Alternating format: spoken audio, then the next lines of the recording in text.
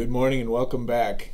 You know, rumor has it is going to warm up at some point. We're not exactly sure when, but it is going to warm up. Spring will come, summer will come. Trust me, it's going to happen. You know, the last few weeks we've been looking at friendship skills, which, you know, they're all very important. To be able to have good lifelong friends is one of the goals for everybody. And you know, in our school we have a rule about being respectful. Remember, it's responsibility, it's safety, and being respectful. And it's not respectful to call people names that would hurt their feelings. If someone calls you a name, you can't ignore the person or speak to him or her assertively. Tell the person it's not okay to call you a name, and if that person doesn't stop, you should tell an adult. Saying kind words to others helps you make and keep good friends. Name calling has no place at Oxbow Creek.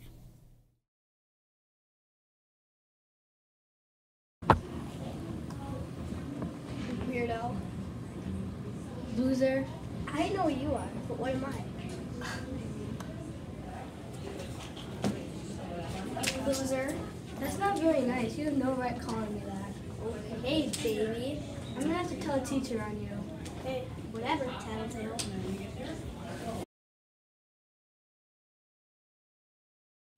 Well, we have a good number of kids to celebrate this week. It's obvious to me that we have kids that are really good at friendship skills. Harper is one of our kindergartners. Come on over here, Harper. It says here that Harper demonstrates amazing friendship skills every day. She treats all of her classmates with kindness and respect. She lends a helping hand anytime another child needs it. She shows compassion for friends who are sad and always shares a smile or kind words to cheer them up. If another student hurts her feelings, she is quick to forgive and move on. Harper is very well loved by everyone in Miss Boynton's class. Congratulations. Keep up the great work, Harper. This is for you. Thank you. You bet. And after Harper, there's Isabella, and she's one of our first grader. And it says here that Isabella is a terrific friend in 1WA. She has a very caring heart, and she's always looking for ways to include and encourage her classmates. She's motivated to do well in school, puts her best effort into all learning opportunities. She's truly a first grade leader. We're so glad to have her in our class. Congratulations, Isabella. Keep up the great work. There you are. Next is Jordan. Come on over, Jordan. And it says here that Jordan is an incredible friend in 1WA. He is kind to others, makes sure to include everyone in both class and at recess, and can be counted on to help out whenever a classmate needs assistance.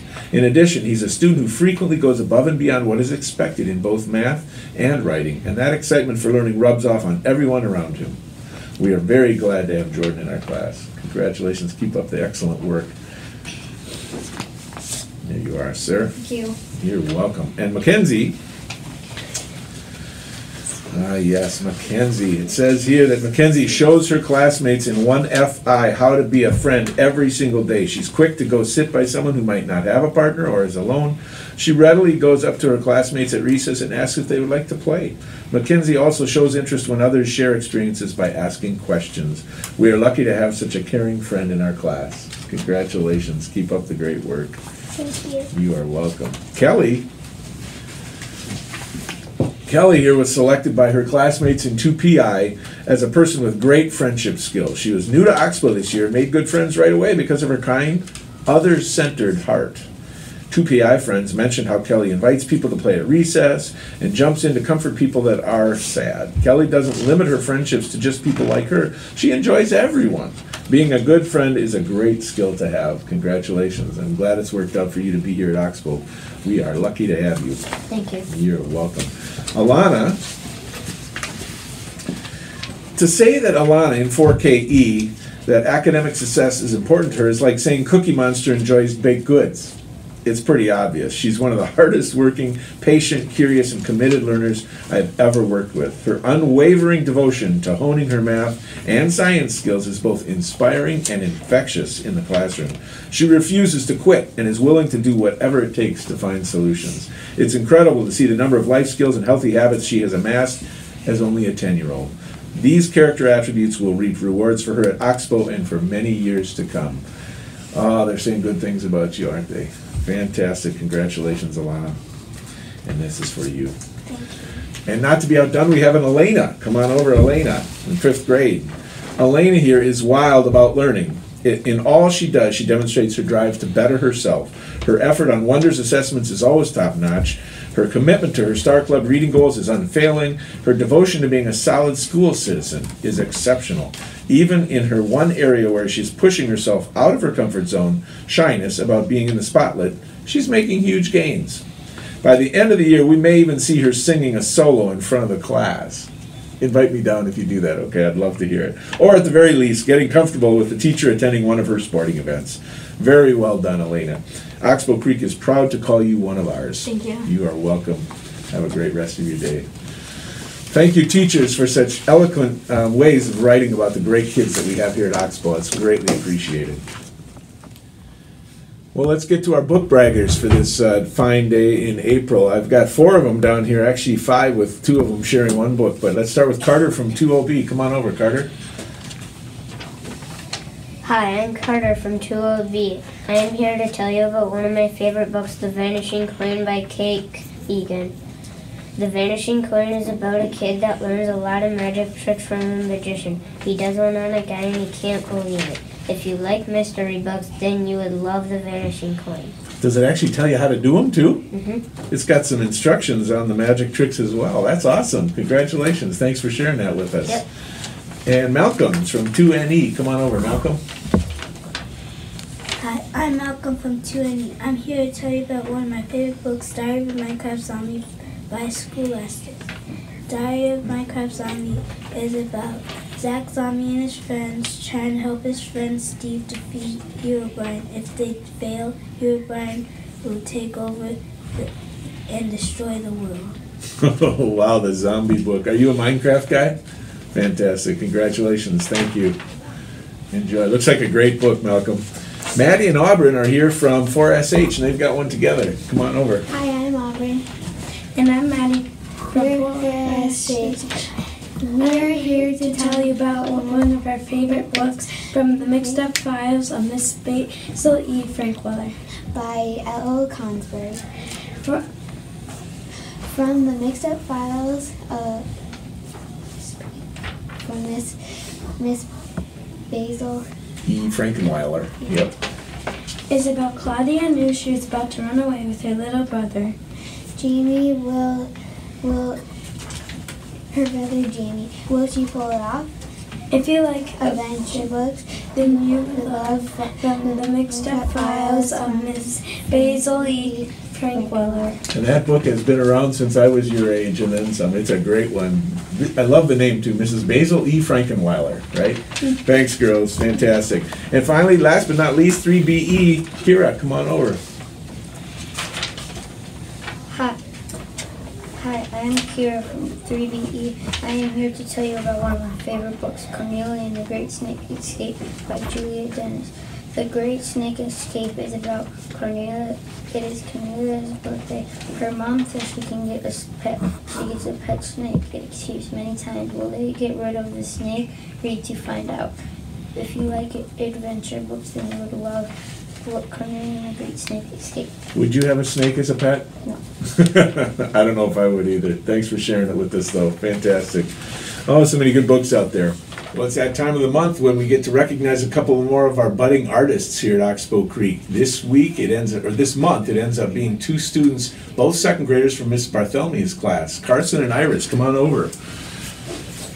Congratulations, Artist of the Month. Congratulations, Artist of the Month. And as Mr. Cole is putting it on here, you can see this is a still life that the kids did. Just a beautiful job. What did you do it with? Are those crayons or what were they? they were pastels. Oh, you did it with pastels. How long did it take you to create a piece of work like that? Probably like 2 days. 2 full days. Do both of you love art class? Yeah. I can tell. Keep up the great work, you guys. That's awesome. Students, it's about that time that comes around in the spring where we have to take the MCA test, the statewide test in 3rd, 4th, and 5th grade. I'd like to ask all of you, just do your best. Do everything that you can to show how smart you are and all the work that you've done. This is one of the times where you can show and it can really pay off. And please be respectful of your classmates and making sure you get a good a good night's sleep the night before, get some good food in you so that you're ready to go and do your best on those assessments. That's all we ask of all of you.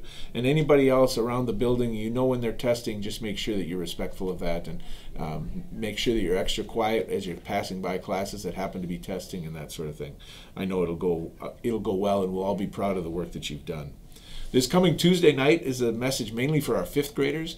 Great opportunity with your parents to come here. We're going to have a panel of kids from Jackson Middle School and a counselor and a principal come over and talk about Jackson and the transition that you are going to be making very soon to that school. This is our time to have them in a smaller group, get all your questions answered, anything that you're wondering about, that would be the time. So Tuesday night, 6:30 in the Media Center for our 5th graders and their parents. Everyone else is welcome too, but especially our 5th graders.